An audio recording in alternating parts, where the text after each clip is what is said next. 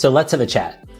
I almost quit YouTube last night, and I've only been doing this channel for about 3 weeks. So that's what I want to talk about in this video. So let me explain myself so you understand why I'm making such a crazy claim. Now, you know, on YouTube right now, if you've been around watching your feed or whatever, you see that there are many people talking about quitting YouTube. Though these are really big YouTubers that have been on the platform for 15 years, 10 years, 8 years, a long time. And so meanwhile, I'm over here starting out from scratch in 3 weeks saying, I'm about to quit. So you're probably thinking, wow, Joey's not committed to anything. He's really, in it for the short term, and he can't stand the pressure. That's not the story at all. I want to tell you how I set myself up for this feeling. So let me be clear. So when I started off on the YouTube journey, I've been planning this for many years, and I'd been procrastinating this for about 8 years. I actually have a video that I'll link here about that, about limiting beliefs. And anyway, I was procrastinating this for a long time, but I'm not new to the business space. I've been working in the creative agency world for 25 years. Thank you. I know I look younger than I am. And so I've been in the space for a long time doing business. I'm a visual designer. I do branding and brand strategy and create videos.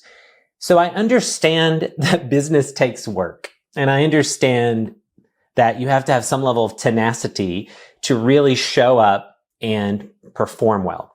That being said, so when I started off with YouTube, my vision for this channel, and it still persists, is that I want to be able to share resources with you about what I know, the topics that I really feel passionate about, which includes speaking with confidence, personal branding, and ultimately how to remove your limiting beliefs and self-sabotage so you can actually unleash your full potential. So those are the things that I want to talk about, and that's how we started out. Though, that being said, I, of course, work in the agency world and I make videos. And so I already knew that I personally felt I needed to hit the YouTube platform at a much higher production value than what a lot of you may be starting out with. And I do not want to suggest by any means that you need to do that exact path for you.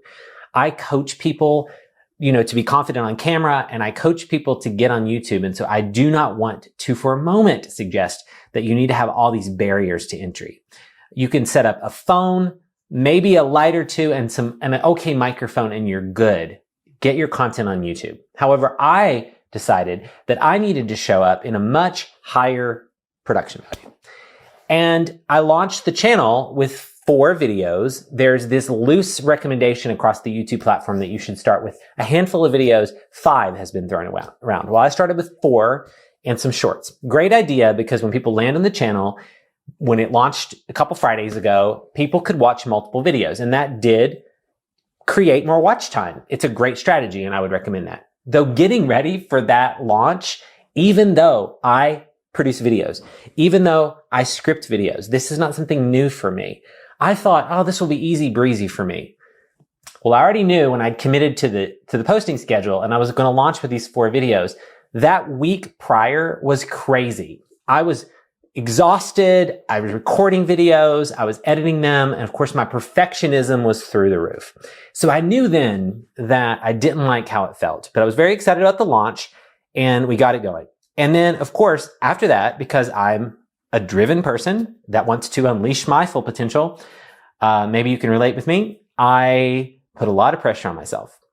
And I decided, okay, well, a lot of YouTubers that really have grown fast, they post multiple times a week, if not daily.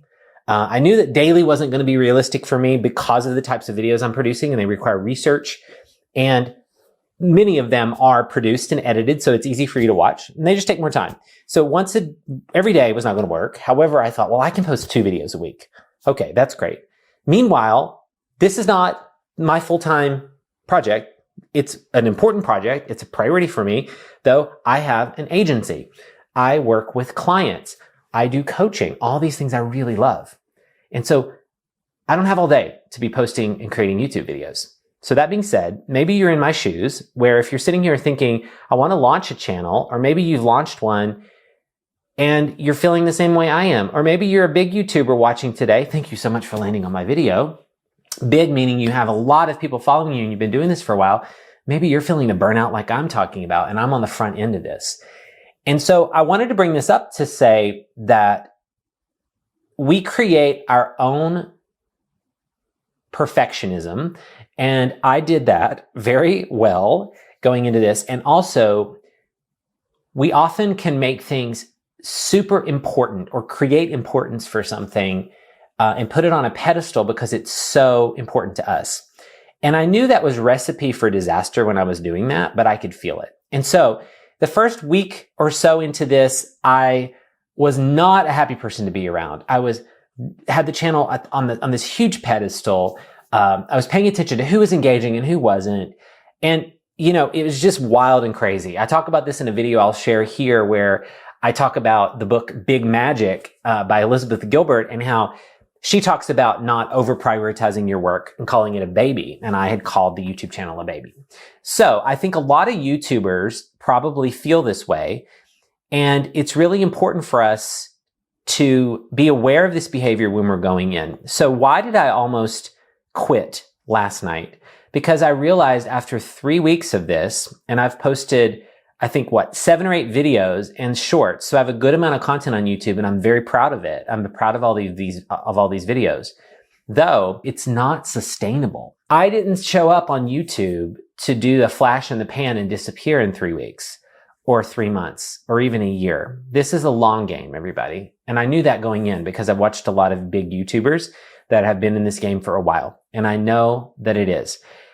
And so that being said, last night, what happened was this. I had this really exciting video that I'm going to put on the channel soon, and you will see this video, though you're not going to see the one I recorded last night, and I'm going to tell you why. Video I'm very excited about. The title of the video is Be Yourself on Camera, or some equivalent to that. The idea of showing up, spoiler alert, with authenticity. Being yourself. How you can show up in a comfortable way on camera so you don't feel like some fake version of you, some over-embellished version of you. In turn, you show up like I am right now with you. Talking real. Being normal. And wooing people with what you have to say. That's what this video is about. And so because this is now week 3, and I had enough time to look at the analytics of the channel and the watch time, and I understand where people are dropping off, and I want to get the watch time higher, which these are all valuable things. If you're on YouTube, you understand this, or if you're getting into YouTube, you will understand this. We need to pay attention to these metrics. Though I see this a lot across the board, and when I watch some of these videos of people quitting YouTube, this is a trend that they talk about, this over-analysis of the analytics. And so that's what I was doing, and I decided that I needed to get the watch time up. And so I tried all these new things in this video last night. I tried a different scripting model that wasn't comfortable to me. And I think there's some validity to it, but it felt very bumpy. And it took me twice as long to shoot this video. It normally is not hard for me to shoot videos because, again, I'm on camera all the time and I coach people in this. It was because the material was forced and wedged into this analytics game. I was speaking to the algorithm. And I recorded the video, and as I'm recording it, I'm thinking, I sound the opposite of what I'm coaching you to do with this video, which is to sound like yourself on camera. It's the most bumpy video I've recorded in years, and certainly the most bumpy video that I would have posted on this channel. So anyway, I knew that going to sleep. I woke up this morning. I got to post on Wednesday. I've decided I've got to post on Wednesday. I've got to post on Friday. So you YouTubers will understand that feeling of dread. Oh, I've got to post. Okay, what are we going to do? And so I woke up this morning and I watched the video and it was bumpy, and I struggle with perfectionism and I question this. It's like, okay, do I not like this video because I'm a perfectionist, or do I not like this video because there's some intuitive sense going on that it's not representative of the content or who I want to be? And it was this one. And so I felt that strongly. And the reason why is because I was trying all of these new things. I didn't like the way the content was framed. I don't feel like it's the best representation of this story. So I don't even want to make you sit through 20 minutes of that because it's not the best way to learn that material. And I knew that. So I had 2 options this morning. I'm 3 weeks in. I'm a new YouTuber. I got to hit the consistency. All the gurus talk about consistency. And I said, I have 2 options this morning. I either post this video. I don't have time to really reshoot it. It needed completely retooled in how it's presented. I don't really have time to reshoot it. I either post it and meet my schedule, or I don't. And redo it in a way that's authentic so that you get more value out of it and I feel proud of it, I chose that option. And that was a hard decision. And within that, what I realized is, and this is the message for you, if you are considering even for a moment getting on YouTube, or even if you're trying to get on other platforms or just share your content in general on social media video. We want to be in this for the long game. And I think that it is very important to create something that is sustainable for me and you so that we can keep it going. Because the last thing we want to do, that I want to do, is show up on camera being 50% of myself. I want to be 100. I want to be present so that when you show up to this video, you are getting the full me, and you're getting the me that is channeling the creative inspiration. You're getting the me that has thought through the content in a way so that it's valuing your time, and it's easy for you to watch, and it's representative of me and my personal brand. I actually have a video about this as well on the channel. It launched in the second week of the channel, and I'm very proud of this video. It's about personal branding, and I think you'll really find it valuable. So I'm actually going to link it here as well, because I talk about this in this video. Among other things, I ask you, the audience, what words do you want people to use to describe you as a brand or as a coach or consultant or business person? What attributes are they? Is it confident? Is it credible? Is it bold? Is it muted? Is it loud? Whatever it is. You go to that video and you can do this whole exercise and figure out what words resonate for you. Well, the words that I have identified for me were not being reflected in that video last night. The tone was off. Collaborative and supportive are words that are part of my brand platform, based on the activity you'll see in that video. That was not what was coming across in this video. And you will see this video on the channel, but you're not going to see that version of the video. You're going to see the version of the video that is me showing up authentically, teaching you that content. So stay tuned for that. And I may actually address some of that video in a future video so you understand what was wrong with it and how to understand when something does need to be reshot, and also when something is perfectionism screaming at us. And that's often the case. It's usually that. However, in this particular instance, it was not the right thing to put out, and I knew that. But in turn, it's led me to recording this video. So if you watched any of my other videos, you'll notice we're in a different part of the studio. I wanted to be in a much more comfortable setting where I'm closer to the camera. And this video is just lower production value. I mean, of course, cameras are great. Lights are great. 4K camera is great. But what we need to make sure we're thinking about is the content.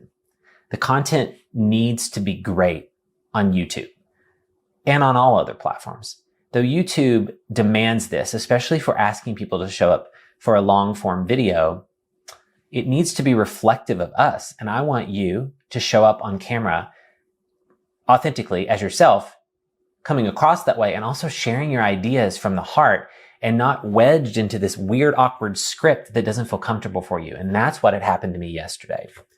And so the lesson here for me is that, and I want to create something that's sustainable, because I don't want you to get excited about this content and me disappear in 3 months because I burnt out. And the rate that I felt even 3 weeks into this, with the abundance of pressure I was putting on myself to perform and put out videos on these set days at this really unrealistic level, is just not where I am at this particular moment. Now, it doesn't mean that the videos aren't going to keep coming out.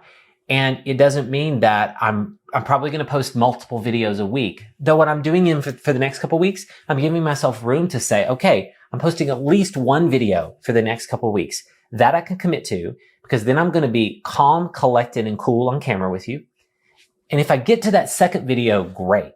And then as I get more of that going, now the burnout is going to get reset. I'm not going to be burning out, and I can understand what that second video looks like. And then if I do another series of things throughout the week, I understand what that looks like.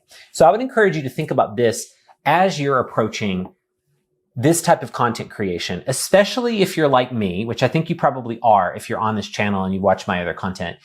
You want to achieve full potential. You're a high performer. You want to go quickly. You want to see results fast. You want to get your ideas out just like me. And there's this pace that I think people like us can let drive us. And it starts to take a fun project and a project that's really meant to speak to people in a authentic way and really turn it into a monster project and take all the fun out of it, make it a grind. And there's a lot of things you can grind in and kind of get through it okay. Creative work is not one of them. And also content creation is not one of them. And so I think we really need to be thinking about that. So there's this YouTuber that I love named Vanessa Lau. You may know Vanessa. And Vanessa was off YouTube for a year. And I was so excited to see her come back a couple weeks ago. And this video I'm going to show here, I want you to watch because I watched it today in preparation for this video. And she talks about coming back to YouTube. And she is taking this balanced approach as well, being at a much different spot than where I am because she's been on YouTube for a long time. Such refreshing thoughts. So Vanessa, if you happen to be watching, love it. Thank you so much. And I want to push all these people to see that video as well because Vanessa's got it right. And I like that she's standing up and saying she was burning out as well. I don't want to get there. I don't want to burn out. And I understand what burnout looks like from my agency experience and done for you creative work and big agency projects. And I do not want to show up like that on YouTube. So anyway, that is what I wanted to share with you today. I did get a video up this week. It's on Thursday instead of Wednesday. This video is way better than the one that I was going to post. I think this one is giving you an insight into how I think and what you can expect on this channel, and that I want to honor your time. And if you're interested in not sabotaging your potential and trying to understand when you are letting perfectionism rise up, I have this other video that I want you to watch about self-sabotage. It launched in the beginning of the channel. Super proud of it. So go watch that video and it tells you my experience and some stories of how I work through that. So I'll see you in the next one. Thanks so much.